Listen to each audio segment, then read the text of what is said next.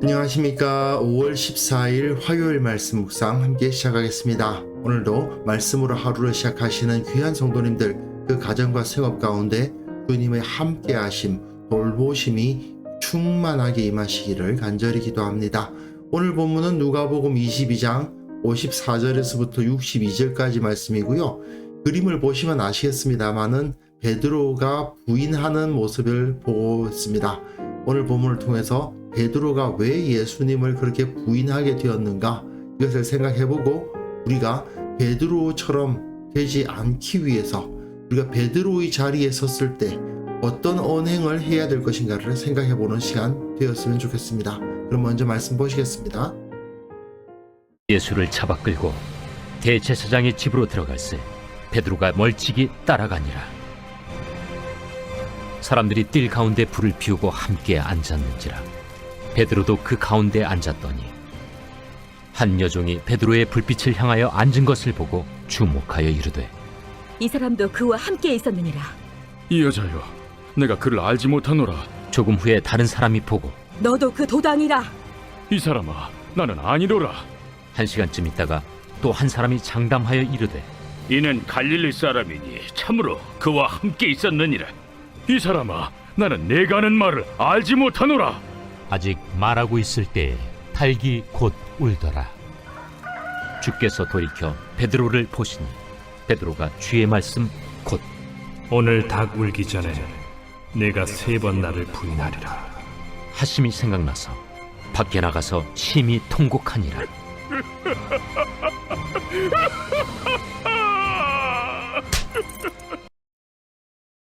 네, 사람들은 세상을 살아가면서 다른 사람들이 나를 어떻게 보는가, 나를 어떻게 평가할 것인가, 그것에 상당히 관심이 많잖아요.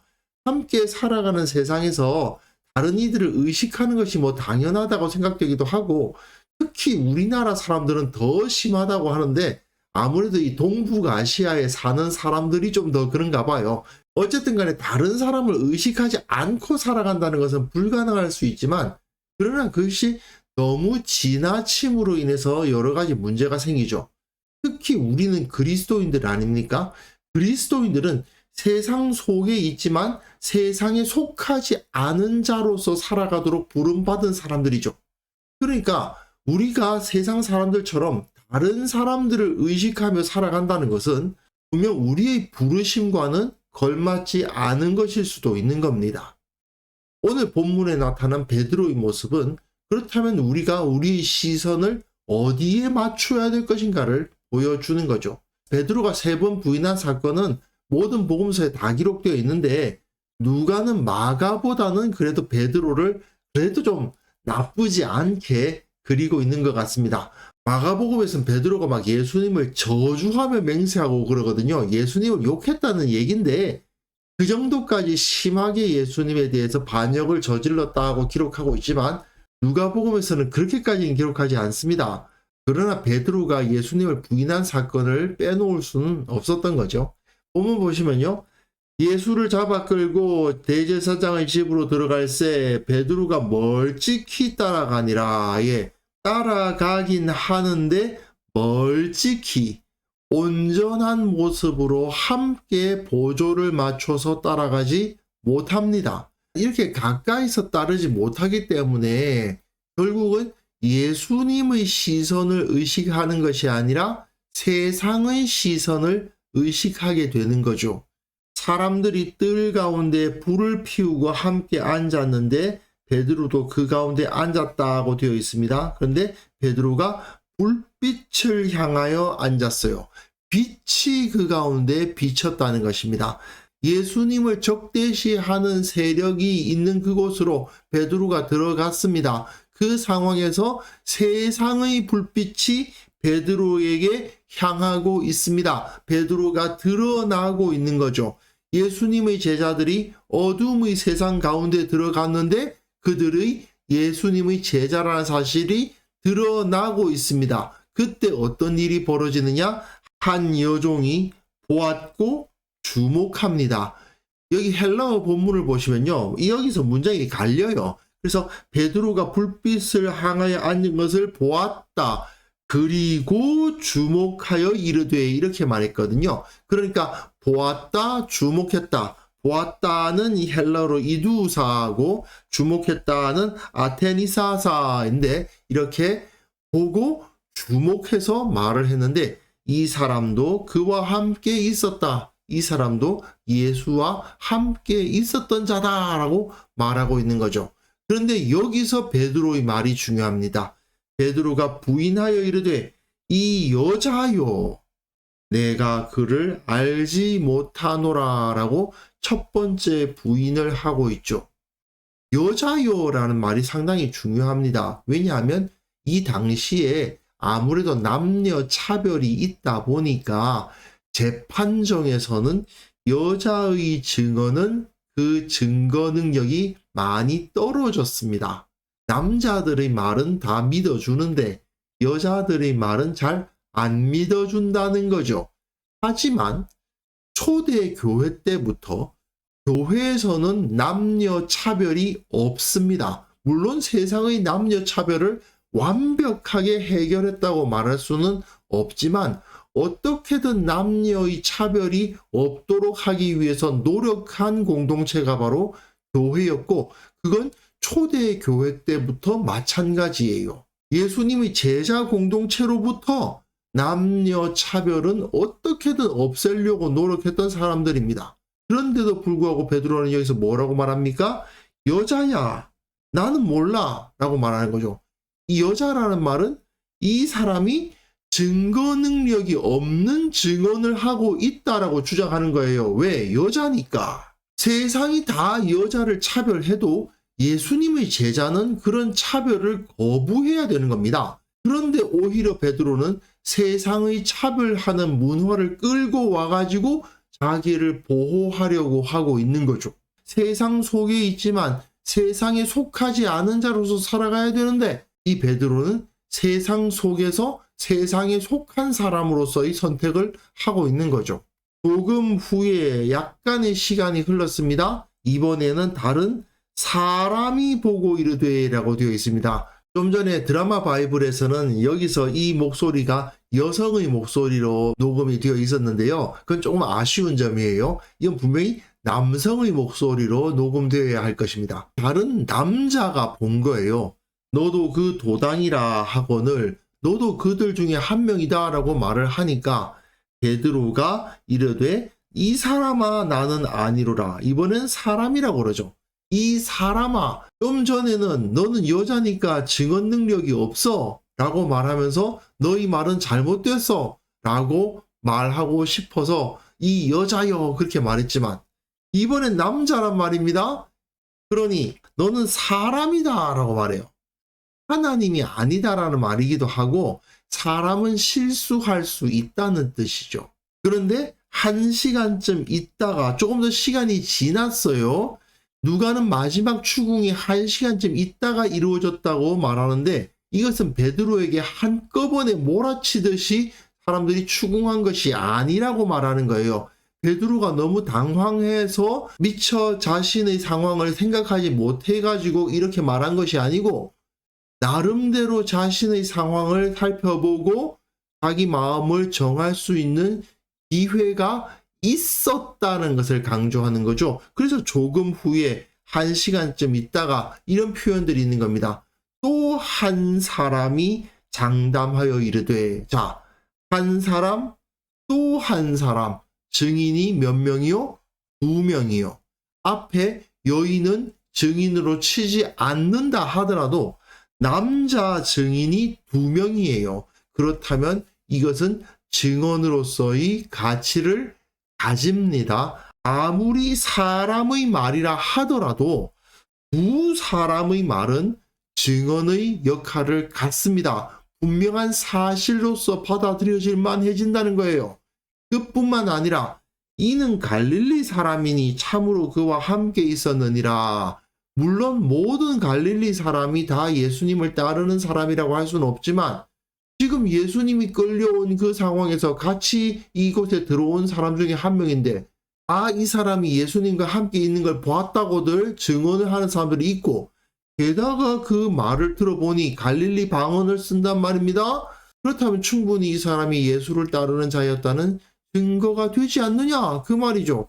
두 사람의 증언이 있을 뿐 아니라 충분한 개연성을 가진 증거까지 있습니다. 그런데 이 상황에서 베드로는 어떻게 합니까? 베드로가 이르되 이 사람아 나는 네가 하는 말을 알지 못하노라. 다시 부인하고 있죠. 자신이 예수님을 따르는 자였다는 사실을 자기가 제일 잘 알고 그뿐만 아니라 그 주위에 자신이 예수님과 함께 있는 것을 본 사람이 여인을 포함해서 3명이나 되고 그리고 이런 합당한 증거까지 있는데 그럼에도 불구하고 자기는 이것을 모른다라고 끝까지 발뺌을 했고 아직 말하고 있을 때 닭이 곧 울더라라고 되어 있죠. 결국 베드로는 세상의 시야 보았다. 앞에서도 이 여종이 보고 주목하였다라고 되어 있는데 여기서도 세상의 사람들이 보는 것, 그들의 시선을 의식하면서 나는 예수를 모른다. 이렇게 말하고 있었던 것입니다. 그랬을 때에 닭이 곧 울더라. 그의 모든 잘못을 고발하는 닭의 소리가 들리는 거죠. 주께서 돌이켜 베드로를 보시니 여기서 누가복음의 특성이 나오는데요. 마태나 마가, 요한복음의 경우는 예수님이 대제사장 앞에서 재판을 받으시는 동안에 베드로가 부인했다고 기록하는데 누가복음은 그렇지가 않고 베드로와 예수님이 같이 그 대제사장의 뜰로 들어가서 그 한자리에 있었던, 물론 멀찍이 떨어져 있긴 한데 어쨌든 그 한 공간에 있었던 것처럼 기록합니다. 그리고 그 닭 우는 소리가 나자 예수님께서 돌이켜서 베드로를 보셨어요.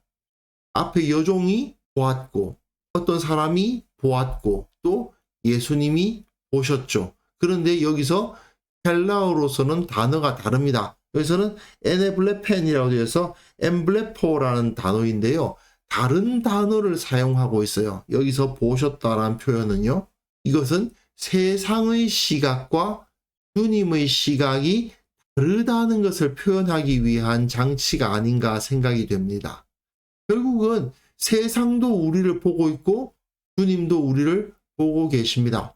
그렇다면 우리는 누구의 시선을 의식하며 살아야 되겠습니까? 당연히 주님의 시선을 의식하며 살아야 됩니다. 하지만 베드로는 앞에서 닭 울기 전에 3번 나를 부인하리라 하셨던 그 말씀 그대로 3번 부인했고 결국 이렇게 심히 통곡하는 자가 될 수밖에 없었던 것이죠. 여기서 왜 예수님께서 돌이켜 베드로를 보셨는가? 그 시선은 어떤 시선이었던가 하는 것에 대해서는 누가는 아무 말도 하지 않습니다. 아마도 독자들의 상상에 맡기기 위함이 아니겠습니까? 예수님께서 베드로를 용서하시고 회복시키기를 원하시는 시선이었는지 아니면 꾸짖는 시선이었는지 우리는 알 수 없지만 그러나 분명한 사실은 주님의 시선을 의식하지 않고 세상의 시선을 의식하며 살다 보면 결국 이렇게 실패할 수밖에 없다는 것을 확인해야 된다는 것이죠. 결국 우리도 두 가지 시선을 함께 경험하며 살아가는 거 아니겠습니까? 세상이 우리를 어떻게 바라보고 있을까? 주님께서 우리를 어떻게 바라보고 계실까? 분명 다를 겁니다.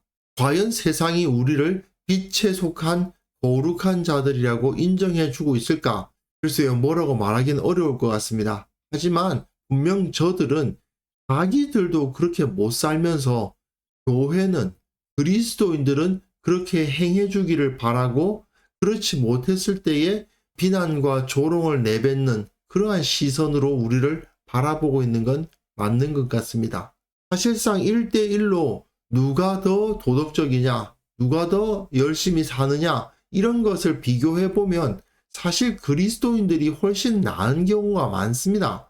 하지만 세상은 그리스도인들이 범죄하거나 넘어지거나 주님의 제자답지 않게 살아가는 것을 볼 때 자기네들은 뭐 대단한 도덕적인 거 없으면서도 괜히 교회는 비난하고 조롱하는 경우가 많죠. 그에 비해서 주님은 어떻습니까? 우리가 거룩하게 행하지 못할 때에도 우리를 바라보고 계십니다. 어쩌면 그것이 질책일 수도 있고, 어쩌면 그것이 격려일 수도 있고, 또 용서하시는 긍휼의 시선일지도 모르겠습니다. 그러나 중요한 것은 우리가 설사 실패했다 하더라도 주님의 시선은 우리를 떠나지 않으십니다. 그리고 우리가 다시 주님의 시선만을 의식하며 살아갈 수 있기를 바라는 그 마음을 우리들에게 나타내 보이시고 계시는 거죠. 그래서 이 시간 함께 우리가 기도할 때에는요, 세상이 나를 어떻게 보고 어떻게 평가할까, 그런 것을 의식하며 살지 말고 주님께서 나를 어떻게 보고 계실까를 먼저 의식하며 살아가게 하옵소서. 우리 교회가 세상적인 영광과 권세를 얻으려고 노력하지 말고 오직 주 예수 그리스도를 닮은 사람들을 배출하는 공동체가 되게 하옵소서. 함께 기도하는 시간 가졌으면 합니다.